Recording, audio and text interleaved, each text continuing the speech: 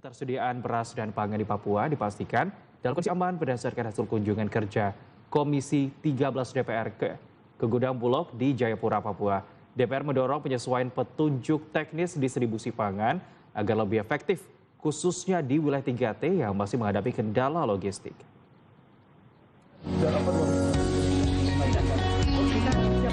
Anggota Komisi 13 DPR RI fraksi Gerindra, Yan Mandenas, melakukan kunjungan kerja ke gudang Perum Bulog di Kota Jayapura, Papua. Kunjungan ini bertujuan untuk melihat langsung kondisi stok pangan serta pelaksanaan program makan bergizi gratis di wilayah Papua. Dalam tinjauannya, Yan Mandenas menyampaikan secara umum stok pangan di Bulog Papua masih dalam kondisi aman.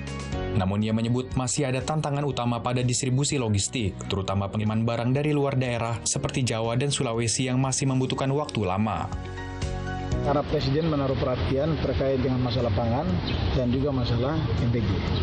Nah, sehingga dari hasil monitoring ini, kami akan melaporkan sesuai dengan kondisi dan kendala yang terjadi di daerah.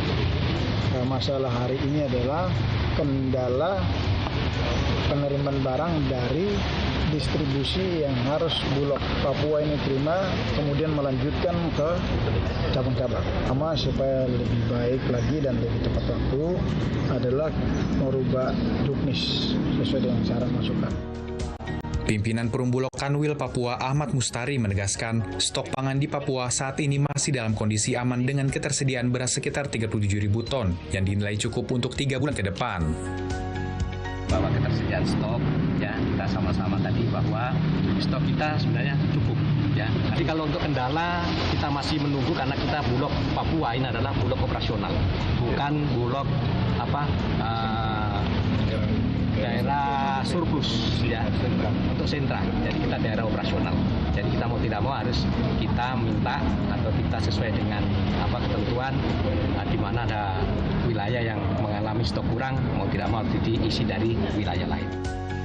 Secara nasional, cadangan beras pemerintah yang dikelola Bulog tercatat mencapai sekitar 5 juta ton yang tersebar di seluruh Indonesia. Hasil tinjauan di Papua akan dibawa ke tingkat pusat sebagai bahan evaluasi untuk perbaikan sistem distribusi pangan, khususnya di wilayah 3T. Itu dia pemirsa, bukti bahwa ketahanan pangan ini tidak hanya berada di kawasan kota ataupun kabupaten besar saja, namun juga hingga ke wilayah 3T, salah satunya tadi contohnya di Papua, yakni di Jayapura.